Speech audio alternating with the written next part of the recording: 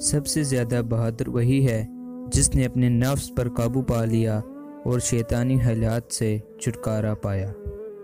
شہوت کی آگ کو بھوک کے پانی سے بجھاؤ اور دل خواہشات نفسانی کی جائے پناہ مت بناؤ۔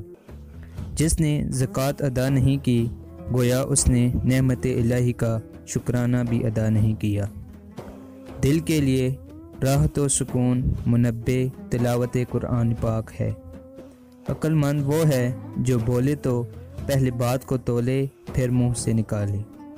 انسان ہمیشہ تکلیف میں ہی سیکھتا ہے، خوشی میں تو پچھلے سبق بھی بھول جاتا ہے۔ مصیبت و پریشانی کا مقابلہ صبر و شکر سے کرو تاکہ انعامات الہی کے حقدار بن جاؤ۔ جس نے اللہ تعالیٰ کے متعلق غلط گمان رکھا وہ خسارے میں رہا۔ جب تک راہ خدا حلق نہ اپناؤ گے انسانیت کی معراج تک نہ پہنچ سکو گے۔ گلاب کے ساتھ کانٹے بھی ہوتے ہیں، اگر دیدار الہی چاہتے ہو تو صبر کے ساتھ مشکلات کے کانٹوں کو چن لو۔ صحاوت دنیا و آخرت کے عیبوں کو ڈھانپ دیتی ہے۔ 4 چیزیں بدن میں قوت پیدا کرتی ہیں: گوشت کھانا، خوشبو سونگھنا، کثرت سے غسل کرنا اور سوتی کپڑا پہننا۔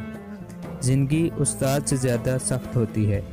استاد سبق دے کر امتحان لیتا ہے اور زندگی امتحان لے کر سبق دیتی ہے۔ جو تمہارے اوصاف بیان کرے جو تم میں نہ ہوں، وہ تمہارے ایسے عیب بھی بیان کرے گا جو تم میں نہیں۔